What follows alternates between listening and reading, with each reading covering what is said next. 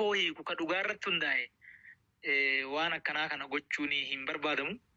Nama waliin dhahanii gogowwomsaniituma darbuutu barbaadama. Tokko amala kana qabu mootummaan kiyya kun. Tole. Lammaffaa immoo namichi amma marroo waraana gaara jiru warra waboo hoogganu kuni qilleensa mootummaan to'atu keessatti bakka dubbiin kun haa dhumu yoo mootummaan illee na dhaye haa du'u jedhee riiskii fudhatetti gaara keessaa bahee xayyaaraan Tanzaaniyaa deema. Kuni kutannoo agarsiisa kanatti. Tole. Haa ta'u garuu bariituu mariin Tanzaaniyaatti eegalame jedhamee garana ololatu oofamuu eegale jechuudha. Shanee balleessinee jirraa, absaa jirraa ha jedhu ololli ni eegale. Ololli eegaluu qofa odoo hin ta'in waraanni bakka jiru hunda waan dur hin jirretu kanaa deebi'ee waraana waggaa 5 hin dhumin yeroo marii san keessatti fixuudhaaf dhamaatiin godhame jechuudha. Kuni gama tokkoon kana yoo laalu ani mootummaan dubbichi akka mariidhaan dhumu waan barbaade natti hin fakkaatu. Walajjecha obboleeyyanii ka duraan ta'eefis ka ergasii as ta'aa jiruufis wanni natti akeeku numa bira rakkoon jiraa jedhee namana jechuudha. Akka qaama biyya bulchaa jirutti isin badii kana keessaa hagam qulqulluudha akka hooggansa olaanaa biyya kanaa taatanitti. Rakkoo ga'e kanaaf anillee irraa qulqulluudha. Homaa gaturii keessatu ani keessa hin jiru jechuun danda'u.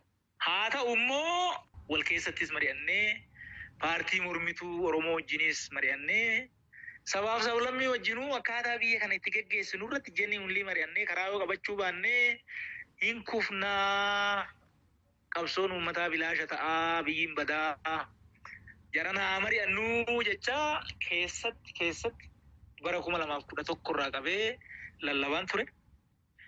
Kana namni miseensa koree giddu galeessaa ODP ta'e hunduu beeka. Rakkoon kun akka hiikkatuuf waan humni kee danda'ee bakka hin danda'etti gochaan ture jechuudha. Gaaffii kana kanan isin gaafadhee tarii isin haalota Oromiyaa keessatti deemu haala siyaasaa jiru irratti karaa miidiyaa hawaasummaa keessanii hin barreessitanii mootummuma yookaan paartiidhuma keessa jirtan kana hin qeeqxanii tarii obbo Taayyeen gaafatama seenaa jalaa obbaasuuf of bilisa baasuudhaaf barreessu namooti jedhan waan jiraniif isin gaafadhe. Of bilisa baasuuf wanni jedhu bishaan hin fuudhu. Ani kaleessa waggaa 10 hidhaa ture. Anamma bakka biyyi badetti bakka uummanni badetti bilisummaan kophaa hin qabaadhu eessa jira bilisa baasuuf hin jedhu. Kan biraa egaa mariin kun fashalaa'ee booda tarii mootummaan ibsa baasee ture keessumattuu mootummaan naannoo Oromiyaa waraana marii dide kanaa fi humnaan dadhabsiisnee dirqamsiisnee gara mariititti deebisnaa ka jedhu waraanaan rakkoo kana gara furuutti kan akeeku wayii ibsa bahee ture tarii rakkoon kun ammallee mootummaan waraanaan furuudhaaf yaada waan qabu kan akeeku furmaatii dhufuu danda'a gama waraanaatiin. Gama waraanaan ittiin furmaanni hin jiru. Akki keessa deemnee itti dhufnillee furmaanni waraanaan hin dhufa ka jedhu han akeeku miti. Waraanni amma bakka kana ga'e kuni gaafa duraa qeellam wallaggaa aanaa tokko moo lamarra ture. Gaafa dura.